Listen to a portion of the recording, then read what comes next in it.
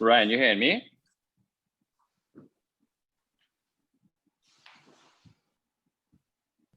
The participants can also hear you at this point, Andrew.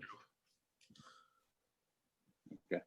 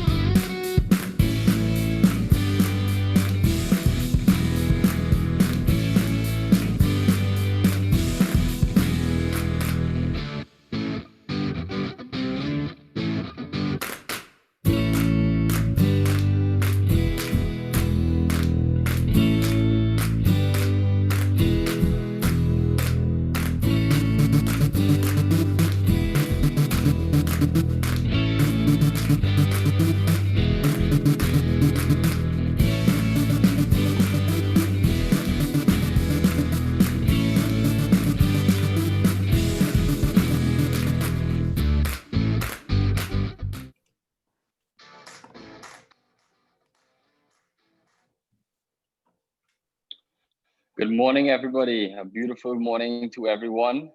Thank you all for joining. Thank you to the Label House group for providing that video with us this morning that gave us a great insight of how we can increase our brand value by the image that is created around it, whether it's on the shelf or whatnot. So as we get ready to start here this morning on talking about the future of packaging, I welcome you all. I thank you for all who have joined from wherever you are in the world. Let's get this show on the road. So I am your host today. My name is Andrew Lewis, and I have three other lovely gentlemen here with me who will be taking you all along a journey to show you all how you all can increase value in many areas that may not have been known before. So I'll start with introducing Mr. Ryan Lewis. Ryan Lewis is the Executive Director of the Board of Branding Division at Label House in charge of sales and marketing. Ryan has a passion for design and innovation in the retail trade and works closely with the top companies in the region to successfully launch new campaigns and drive brand loyalty. Ryan is also the Vice President of the Trinidad and Tobago Manufacturers Association and was recently appointed to the National Committee for Sustainable Development. And we also have Shane Lewis, a director at the Label House Group and Click Media Trinidad and Tobago. Click Media Trinidad and Tobago is a division of the Label House Group that handles the digital signage projects for customers who need more than just a traditional sign. Shane has been involved in the evolution of digital signage in Trinidad for over 10 years.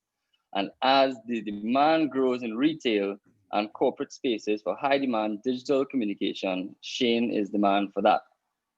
And last but not least, and our feature speaker today who will be taking off with us, we have John Kaufman. Thank you very much, John, for joining us. John is the CEO of Lamore Training. John has more than 20 years in the industry, and he has been achieving international success when it comes to helping the people behind the brands work successfully. So before John gets ready to take the stage, I'll invite John to bring up his presentation. John today is coming to us from the US, but is originally from the UK. And John is going to help us find solutions to the behind the scenes team that allows these brands to come alive even better. So John, thank you very much. And the floor is yours. Let's talk about selling in the new norm. Good morning, everybody. Wonderful to be here. Let me just put this onto the, oops. Technology, everything virtual. Here we go. Wonderful. Thank you so much for that introduction, Andrew. Yes, I'm a legend in my own lunchtime, as you can hear from Andrew's title. We absolutely based here on the East Coast of the United States, about 60 miles north of Boston, working globally within many different organizations and across the Caribbean as well, helping organizations understand how they create a consistent sales philosophy within their organization and indeed through their people. I'm particularly interested in the work and the association that we've had with Label House. And one of the reasons for that is because much of the work that we do around the world is very much based on how we support the development of brands, of organizations, and of sales through people. With Label House, however, our association is perhaps a little bit more profound than that. It is an association that helps us understand how traditional and innovative sales philosophy and beliefs filters through into branding, if you will. How we represent ourselves, how we represent the sale of our product through the branding of that product, and not just through the people that are selling it. And I find that really quite interesting because we have to, as organizations, look at it in a very holistic fashion, if you will, in terms of the messaging that we're taking out to our marketplaces, and not just the messaging to our marketplaces and to our customers, but most importantly, the vehicles that we're using. And I've got 2 or 3 slides that I wanted to share with you for the next 10 minutes or so, which, if you will, perhaps gives you an insight into my own thinking, and the thinking of our organization on this particular subject. And the first thing that I want to do is to demonstrate to you something that I think we're all very familiar with, and that is the demonstration of our brand through our people. And there's a couple of examples that I wanted to show you, which kind of brings this to life, if you will.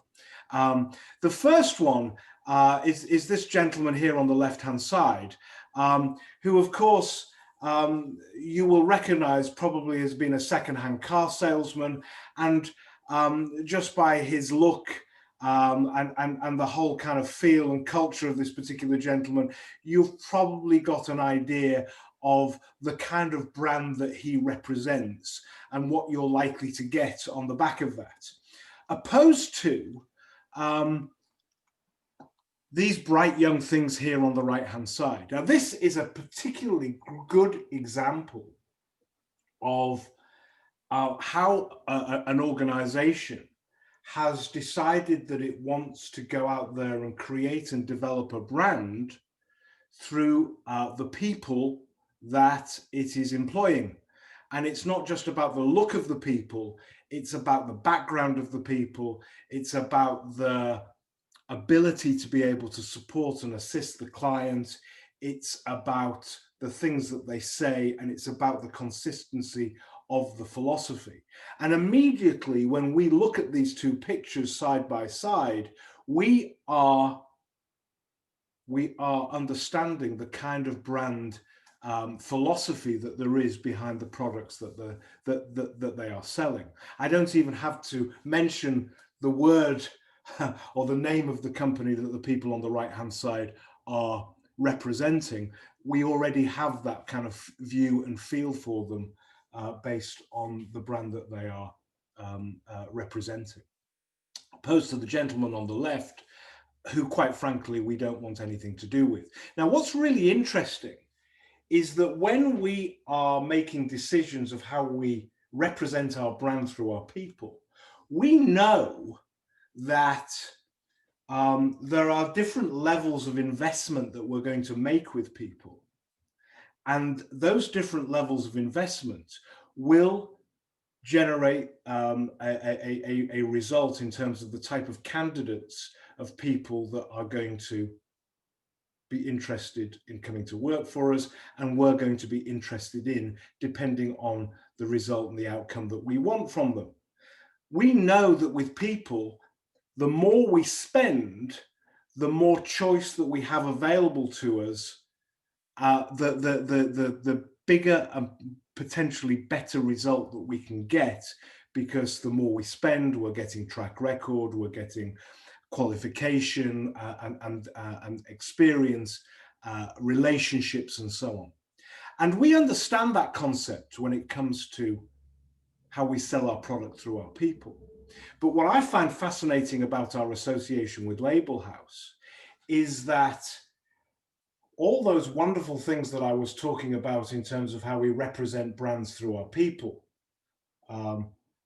what those guys are doing are representing the brand through the design and innovative solutions that they have to be able to take our brand out into a marketplace using, the labeling technology, the signage, digital technology that they're using, etc., to be able to help organizations communicate and sell their products.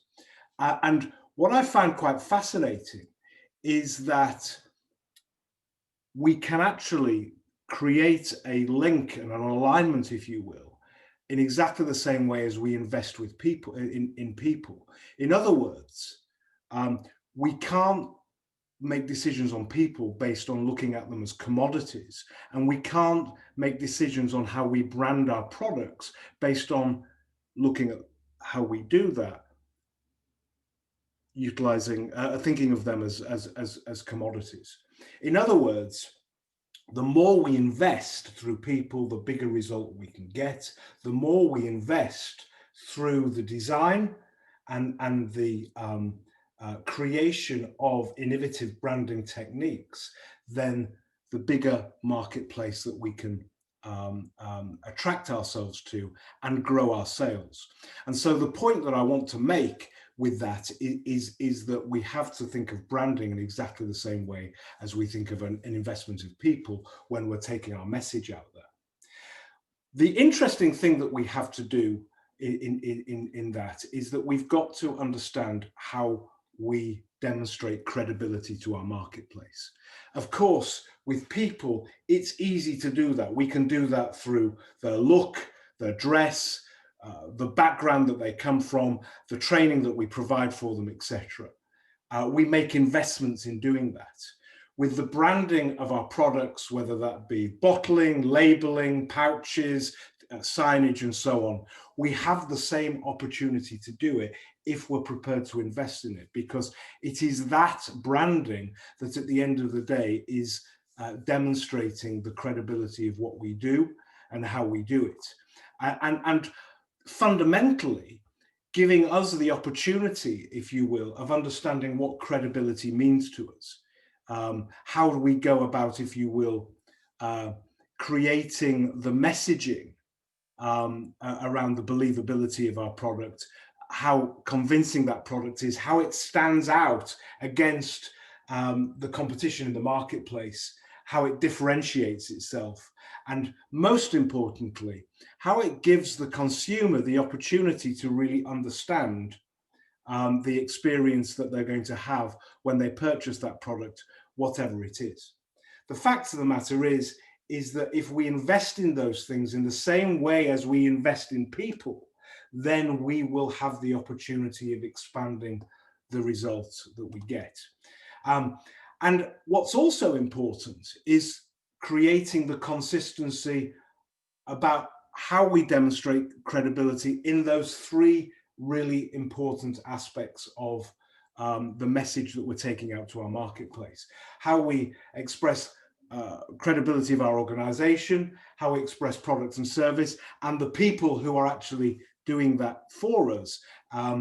There has to be the consistency across those three elements. And that's one of the things that I find so interesting about what Label House can do in terms of its range of services, is that it really can impact each one of these specific areas, creating that consistency in terms of how you go about creating the credibility of your product out in that marketplace, and creating this desire for people to want to buy it based on its differentiation.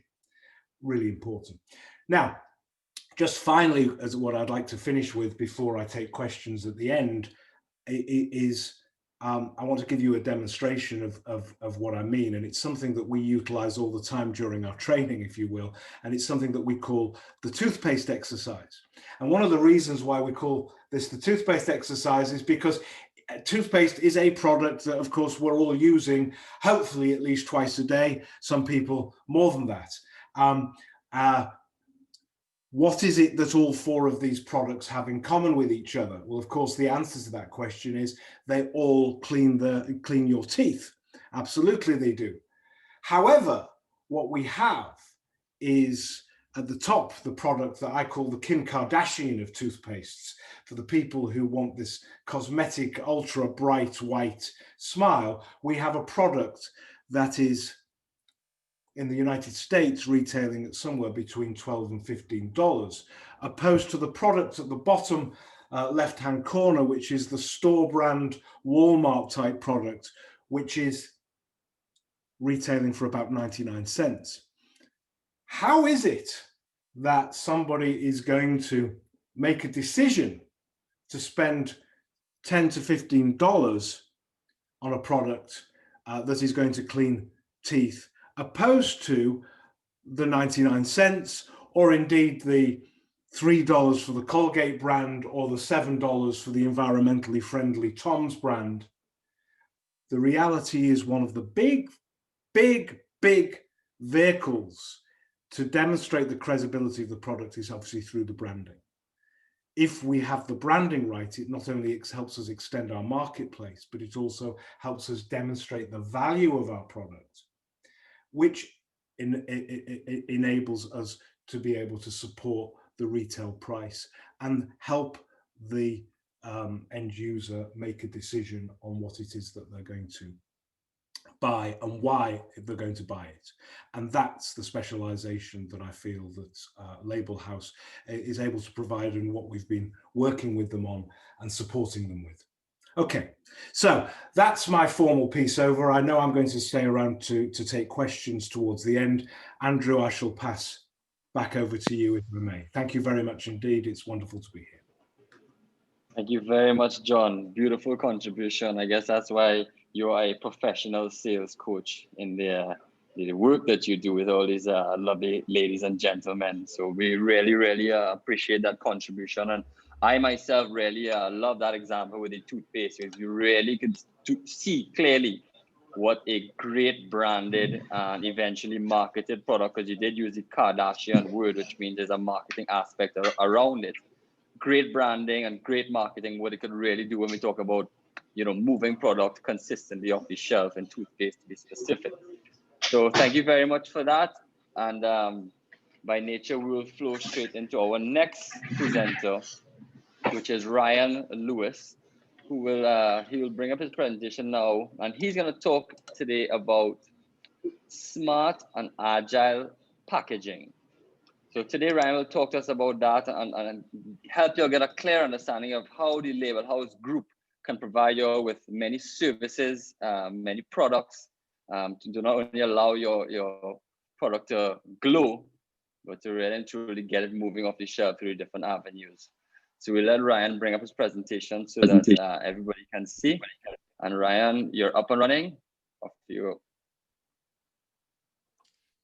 All right. Thank you, Andrew. And thank you, John, for such an amazing presentation about customer-centric and credibility, and all the work that we've been putting in with you and the Lamar Institute. I personally went to your course and really saw a lot of value out of it, and really Label House has been happy to partner with you all along the way and really find new ways to change our thinking around building brands towards being more customer-centric. Today, I'm going to speak to you all about the future of packaging and building your brand identity through packaging. So I'm going to start the presentation with a short video that gives a very good insight into what we see as the future of packaging in 2020 and beyond. So let me run straight into the video.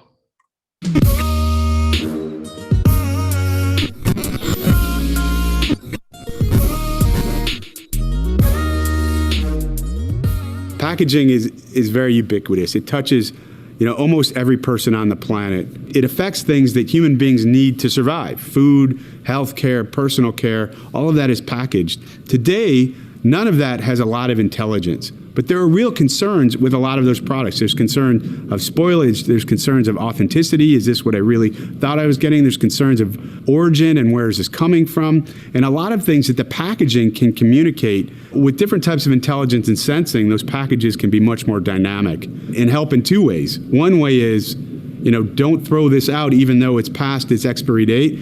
Or on the other side, that yogurt container that you just bought that is supposed to last 2 weeks actually hit a temperature that caused it to spoil, and don't consume it. Those are types of examples that we suspect we'll see. You decide to buy a bottle of alcohol. You buy it and then you say, I don't know what to do. Instead, think about it if the packaging on it is able to tell you one thing, how to make a cocktail. Two, when you actually scan it, it tells you, you really can make a cocktail which suits you this way because I know this is a type of cocktail you like and make. Here are the two other ingredients you need to buy and you're going to have it. So it's actually becoming a personalized assistant to you. What's already being tested now is this digital print. How can I, have my name on a beverage bottle, or can I, when I buy a jar of jam or something, how can I have my name on it, or some kind of customized promotion, right? That kind of personalization will be important to drive the sales of goods.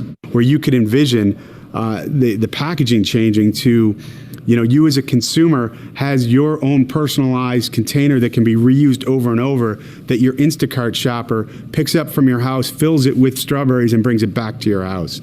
And we may see more micro supply chains set up in certain communities that has a higher demand of consumer personalization and requirements for packaging to be sustainable and personalized to them and reusable.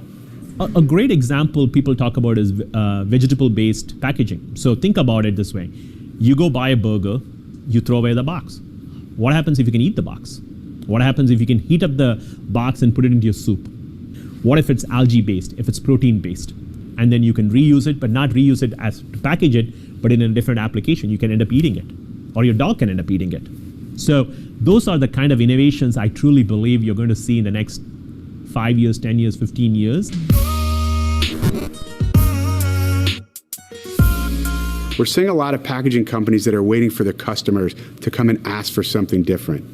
And the challenge with that is often when these customers want to ask for something different, they're going to a new converter.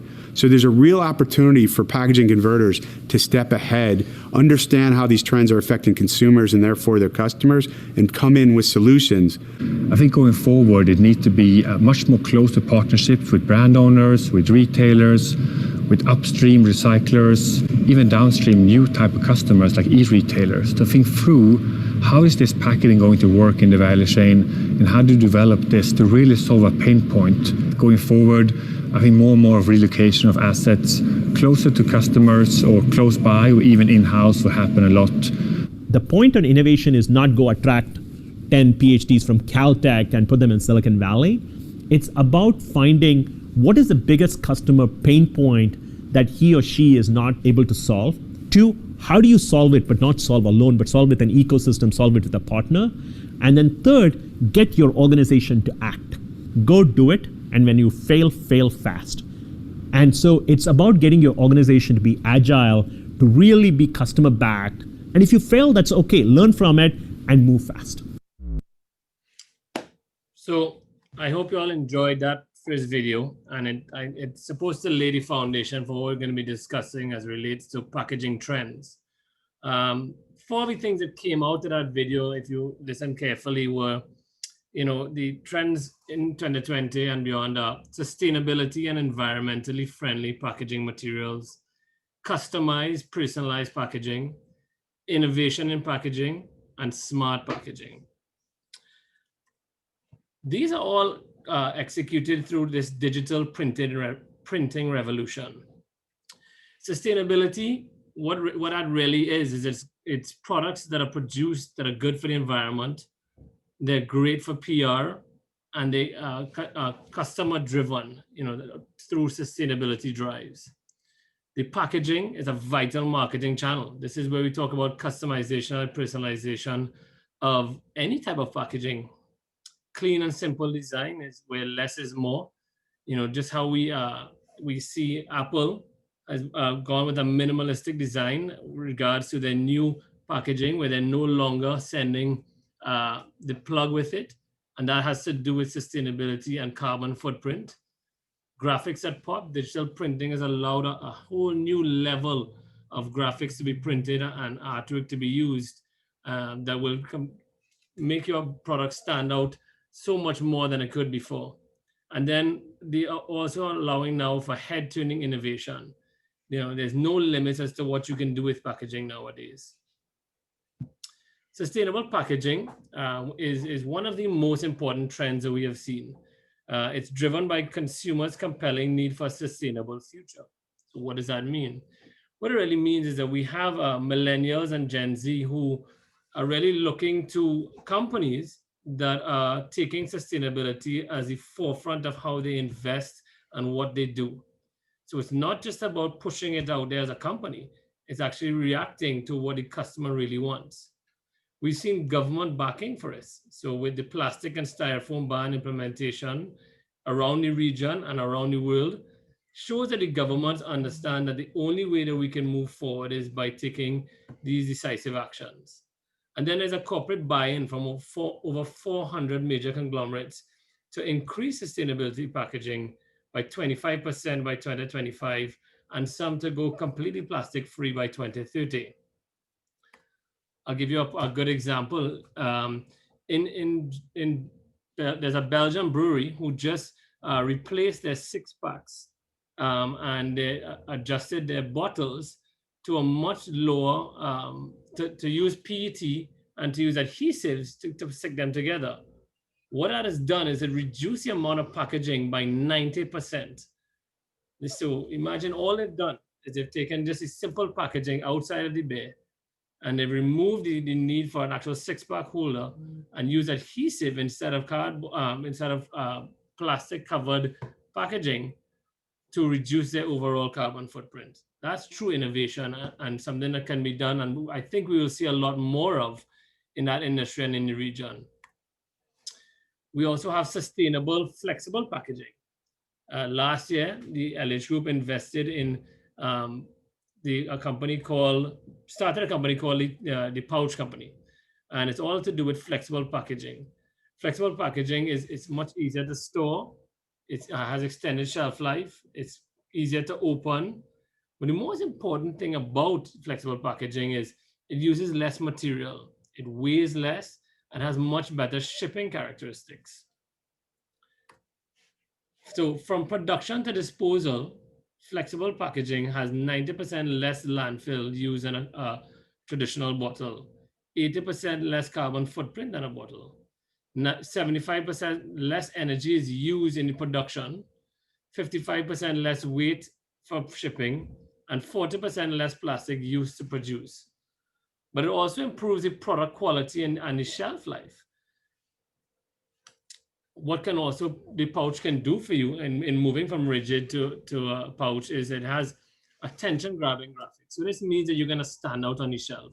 People are going to understand that you didn't only make the move for sustainability, but the premiumization of your product is available through using a pouch. And we've all seen where we've bought something simply by the outside packaging. So if you can improve that as your brand and grow it up, you know, there's so much more opportunity for your brand to succeed. In sustainability as well, we're seeing a lot of move to recyclable material and POP material. This is available now. This is not something that is brand new.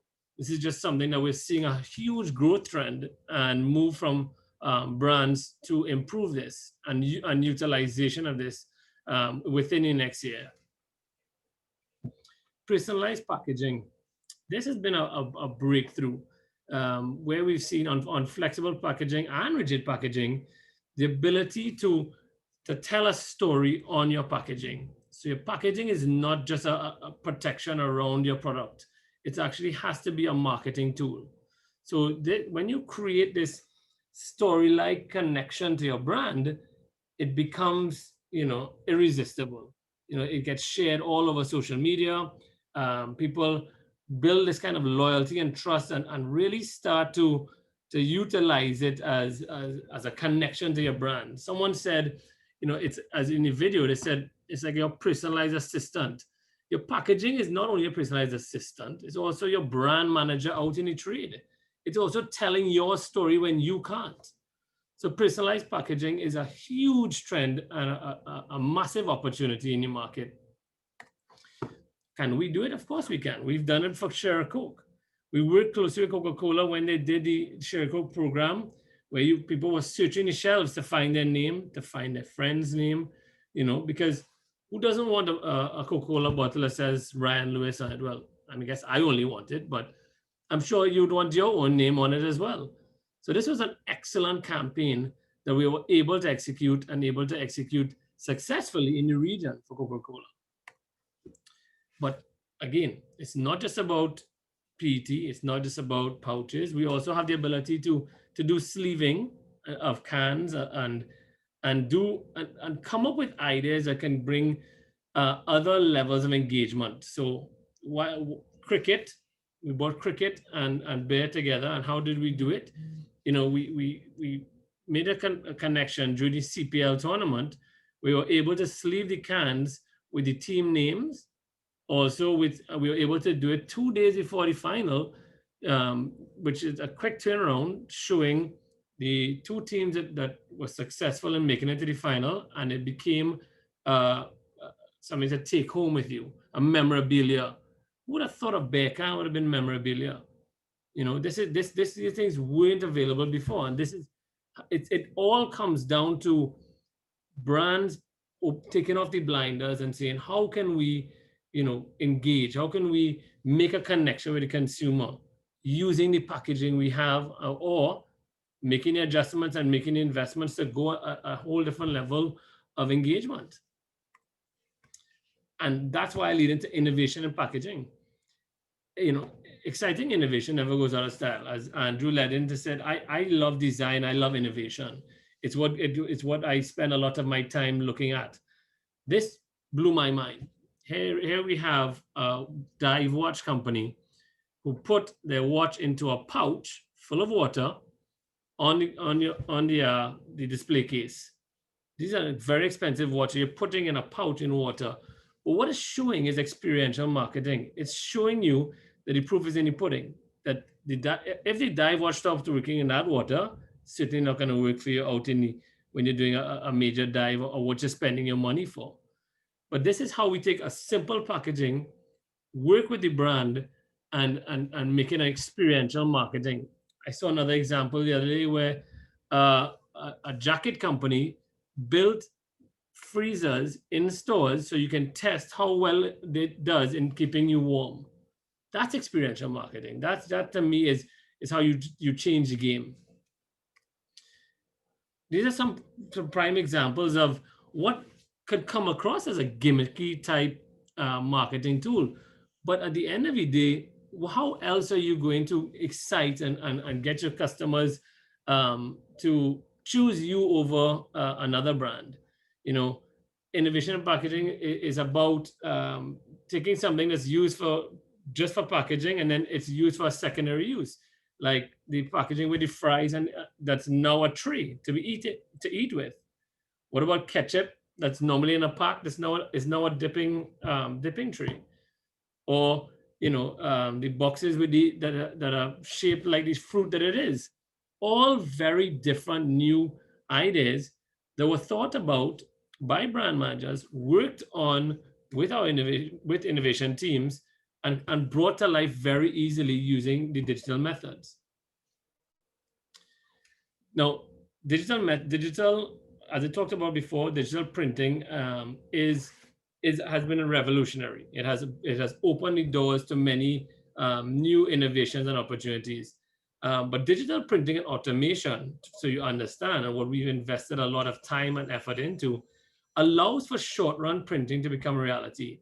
So in the past, if you wanted to launch a new flavor of water, or if you wanted a new mix of nuts, you had to do a long run. You had to make a big, long print. And guess what? If it wasn't successful, it was a major investment. But with digital printing and automation, you're now allowed to do much shorter runs. You're allowed to do much more SKU variations, which allows you to test the market, see what the consumers really like. And then when you really make that change and you say, oh, that's a success, boom, we can go to long run printing. Also earlier on when we talked about the share a Coke, etc., that's variable envisioning. The limits are endless. If you think about it, you can do it. If you wanted to do every school in Trinidad has a different water, you can do that tomorrow. If you wanted every sports team to have a different color of soft drink, you can do that. This is what digital printing and automation has brought to the table. The next step is where we're going to even make it more productive and more efficient, where you can upload your artwork online and you get proof at one time. What does that really do? That really shortens the time to market. That's something that can be a hindrance if you have to go through a lot of processes. When you get the automation right, we see a lot of opportunities for increased productivity, shorter lead times, quicker time to market, which all leads into hopefully a much more successful launch. So I hope you enjoy what I had to say so far about the digital printing revolution and the future of packaging. I think Andrew's now going to lead into Shane's how he's going to take this on a whole new digital level. Thank you very much, Ryan. Blown away by what can be done in the 2020. We may be in a pandemic right now, a crisis in the world. But what I am really seeing here is it doesn't matter, the position that the world is in right now when it comes to these things, because with the digital and the whole concept of reaching your client through all the digital avenues and creating these opportunities for each brand to thrive on these new different opportunities really is blow mind. And to take the floor next, we have Shane, who will keep talking about what it really takes to bring in the avenue about marketing in the new norm. Shane, the floor is yours. All right, guys, thanks a lot. Despite having heard this presentation so many times in our rehearsal, I'm just still amazed at the innovative concepts that are being introduced from our industry. So today, I'm going to touch on many of the ways that digital technology is helping brands and manufacturers to streamline a more efficient communication process to reach their target market. So the highlights in today's presentation will cover smart packaging, smart shelf technology, digital gondolas, and smart manufacturing. So smart manufacturing. One of the popular tools within smart manufacturing technology are data dashboards. This is in high demand for manufacturing plants all over the world. These dashboards allow for plant managers to put up on screen the factory goals that they want to measure every day against live data that is coming in from a data source. This data source can come directly from the machines, the control software, even Microsoft Excel if someone is updating it daily. Data dashboards can also be used in a sales or finance environment to measure current performance against budget. These tools allow for organizations to be able to make decisions quicker and on the fly based on what is presented to them by the dashboard.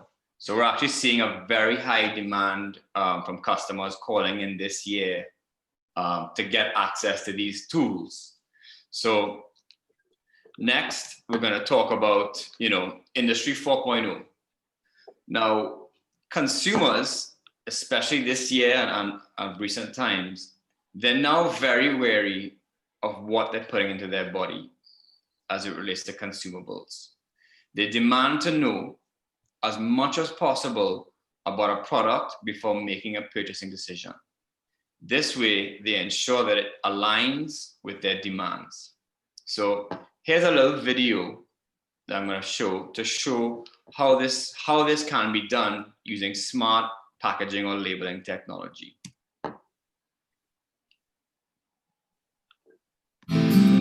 Finding out what's inside the products you buy shouldn't be a mystery. Coca-Cola believes that making a decision about what product to buy should be as easy as it is to enjoy it, and that everyone should have access to info on a product that goes way beyond what's on the label. The Coca-Cola Company is fully committed to promoting clear and transparent facts across all of its products that will allow its consumers to make more informed choices. One of the ways it is doing this is in partnership with the Grocery Manufacturers Association through an initiative called Smart Label. Through the use of QR codes on the Coca-Cola Company's products, Smart Label provides loads of info for everyone from any smart device. Info that goes way beyond what can fit on the label. To access the Smart Label information, look for the Smart Label branded QR code on the package. Then scan it with your smartphone or tablet. You can get your own QR scanner app for any of your devices by simply downloading one via the App Store on your smartphone or tablet. The Smart Label codes on the Coca-Cola Company's products instantly provide valuable nutritional data, in-depth ingredient info and ingredient definitions, so nothing is a mystery, allergen info, organic certifications, content about genetically modified organisms or GMOs, and an abundance of additional product info that you just can't squeeze onto a normal label. But if you still have questions or concerns, you can contact the company directly. Basically, everything that goes into our products is now at your fingertips. It's the next best thing to being right there when we make it. The Coca-Cola Company is taking a leadership role in the adoption and rollout of Smart Label and is on track to have this available on all packs by Q1 2018. Right. So, guys, we really encourage all brands to take this leadership concept of transparency. You know, this generation thrives on researching everything that they do, and the more that the information is accessible to them, the more that they will build trust quicker to the product that they're purchasing. Finding out what's in. So smart packaging. You just saw smart labeling, so let's talk about smart packaging. One of the popular tools within smart manufacturing, with the use of smart packaging, consumers can scan a QR code to educate themselves on everything contained within a product. Consumers can contain their research at the point of purchase to ensure that the product fits their needs. At Label House, we are positioned to offer our digital printing technologies, as Ryan would have mentioned earlier, for brands to have unique QR codes on every individual product variation. Guys, this on our end, this is a very simple execution. And as a brand, you need to come to us with the idea and say, you know, how do we go about including these concepts into our packaging? Smart packaging in retail. Now, in addition to the brand attributes, smart packaging allows, with obviously in a combination with mobile phones, for gamification, recipes, entries to promotions, and anything else that a brand wants to implement to better connect with their consumers at the point of purchase. Okay, so digital gondola ends. This is one of the technologies that we are most excited about in my division this year, as they have just hit the shores of Trinidad. This digital shelf and digital gondola end technology are growing as a digital tool in retail spaces for brands to push live data to the consumers. Along with the ability to push promotions, prices, you know, nice content, animations, and other critical consumer information, this technology also works for the brand as a merchandising tool, right? So using special technologies, and including like cameras and sensors that are placed in the shelf, brands can get alerts when their stock needs to be replenished, and also the ability to capture trends on when the merchandise is being sold as it relates to certain days and times in the week. Now, this allows you to learn a little bit about your shopper habits, right?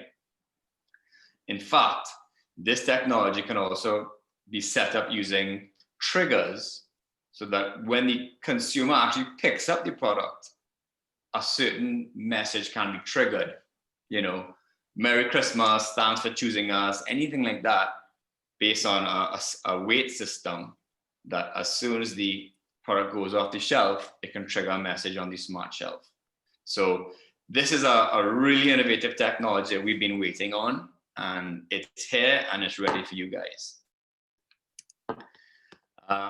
So the smart grocery, you know, there's so much going on. I mean, this is the groceries as you know it, they're just gonna keep changing every year, and the experience is just gonna become more and more innovation included. So things like, you know, predictive trends for the merchandising, you know, self-checkout with mobile pay, inventory management using RFID, instant product information using mobile to QR codes, price discounts being pushed to your mobile phone when you cross a certain Bluetooth line, you know, in-aisle payment using your mobile phones, finding products in the store through app search, digital price tags, you know, and then the shopper data that comes out of all of it, that both the brands and the retailers can analyze to make better decisions.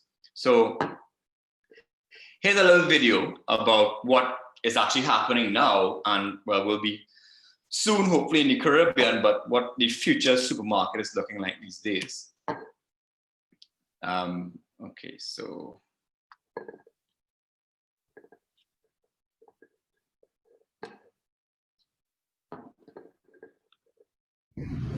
What's going on? Rich DeMiro here, Rich on Tech. This is the new Amazon Dash Cart that is at the Amazon Fresh Store in Woodland Hills. This is a really cool piece of technology because it allows you to self-checkout as you shop in the store. So you can see they've got some cameras and lights to recognize what you put in there. They give you a few bags, and it also has a weight sensor in there, so you can put in stuff like produce. And this is your screen that will tell you what you've just put in the cart. Got a little place for your drink, and also your Alexa shopping list. So that makes it easy to add stuff at home and then find it in the store. And this is where you scan your phone to get started. So here's how it works. You find something on the shelf, and by the way, all of the price tags at this store are digital, which is really cool. So there's the store. So let's say we want to buy some tuna fish, and you put it into the cart. Oh, it already found it. You see that? So these cameras are pretty good at seeing stuff very quickly, and you just put it in there and boom, you've got it. So it says $2.59, and I've got a little running subtotal of what I'm purchasing, which is really cool.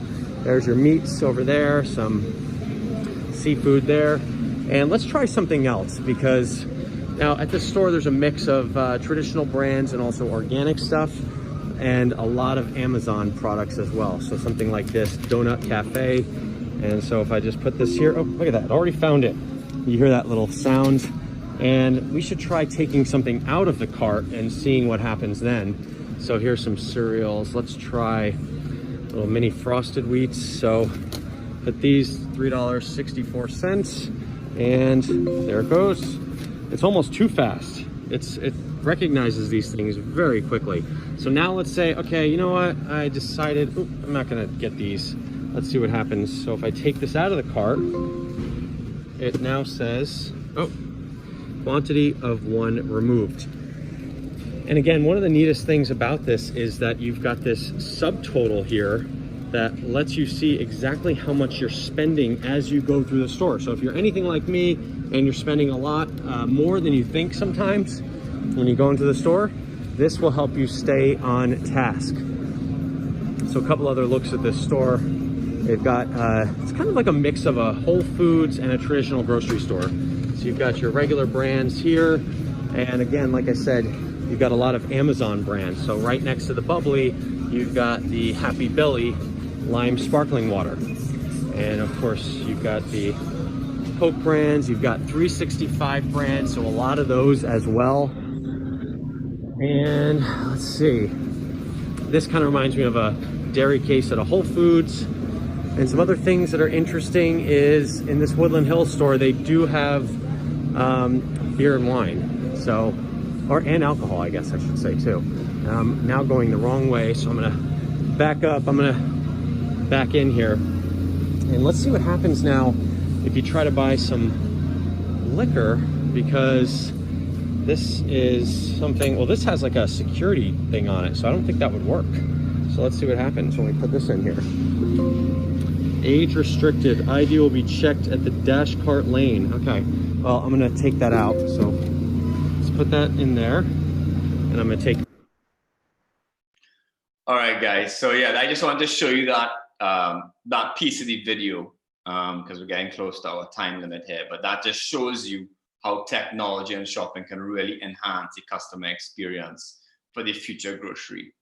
Now, in terms of, Label House has been using internally also digital transformation to really streamline many of our processes.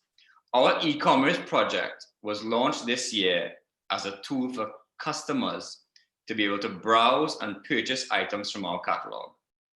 This was a necessity this year as many companies were operating with remote staff, and we had to make sure that we could offer our customers an on-demand solution to purchase and have our product delivered to their doorstep. I strongly recommend that everybody visit our website, labelhousegroup.com, check out our store, and get some items delivered to their doorstep.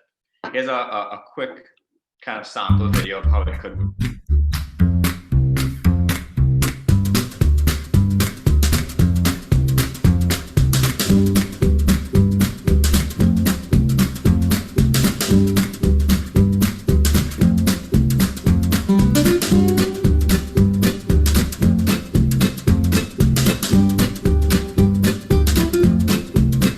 Thank you.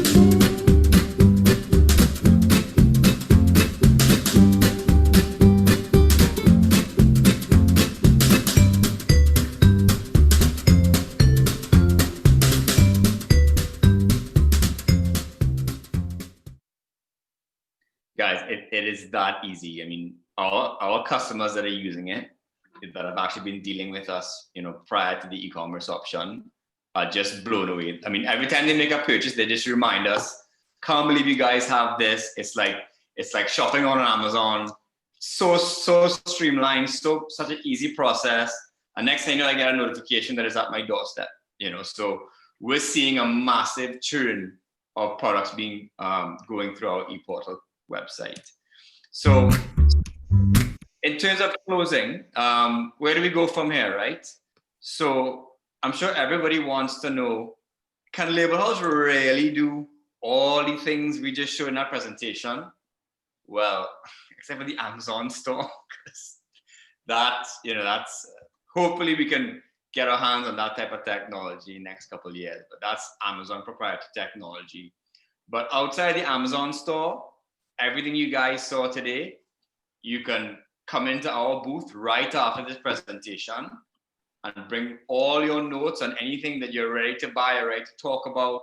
We can talk about it in our virtual booth. Outside of that, you can send us an email. You can come visit us, just walk in. We do have staff there. Our website is there. You can Google us. We're so accessible. And as I said, the best thing to do after this presentation is come straight to our virtual booth number 25. We have a full team on standby of designers, technicians, sales executive, project managers. They've all cleared their calendar between now and Friday to be ready for all of your questions or all the projects you guys want to talk about. So I'm confident that after working with us on any of your upcoming projects, you will be very impressed with our innovation teams. So we're waiting on you guys. Have a nice day. On to you, Andrew. Thank you. Thank you very much, Shane. Beautiful, beautiful contribution, guys. It really blows me away every time I see it also. I'll go straight to the questions one time. We don't have much time. And Ryan, there's one question here for you that's been coming up more than once is, the small businesses and the micro businesses want to know, does this really cater for them? Yes, absolutely. And I try to lead into the fact that, digital printing and minimum order quantities, that has all changed. Before you used to say, well, if I wanted to print labels, I have to print thousands and thousands of labels to get these things going. But that has all changed. We have two divisions here where we have branding and we have Flexo. Both of them have the opportunity to do short run.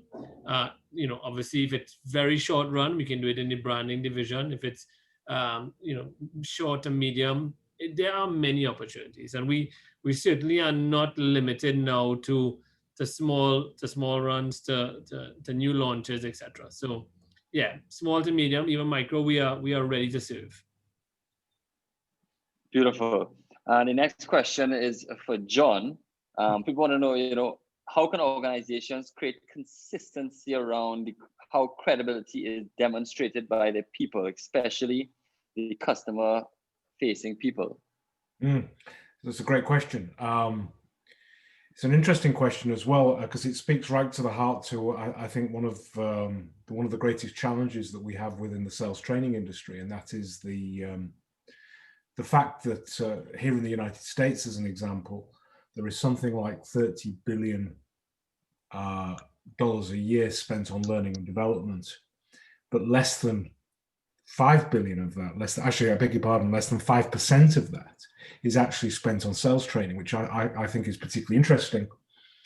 When you consider that the whole role of sales, whether that's physical selling or whether it's selling through branding, is fundamentally the most important aspect of your organization.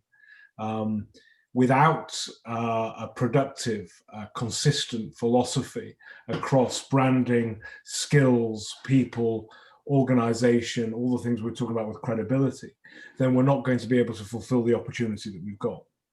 So the big message I have that I'll try and evangelize on, if you will, is the fact that when we are looking to adapt and adopt and embrace new technology, some of the things that both Ryan and Shane were talking about during the course of this presentation, make sure that we have the skills within our people that are keeping up to date and consistent, the consistency of our messaging, so that our people are in a position to be able to talk about how the product and service is developing, how the branding's developing, how there is the consistency, if you will, across those three areas. And we do that through developing people's skills.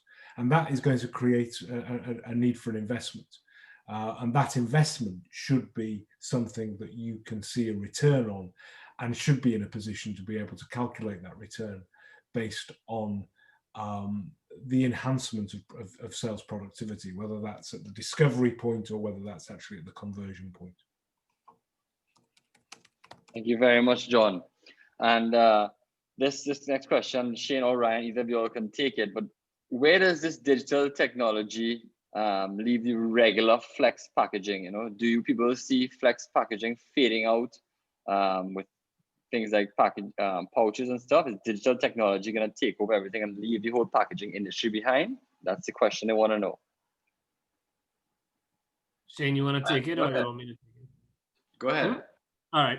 Yeah. Flexible packaging, flexo and digital. Digital is definitely taking over. Yes, or has taken over, and it is. It has some way to go yet, because it's still not to the perfection of much longer runs that flexo packaging has always been about.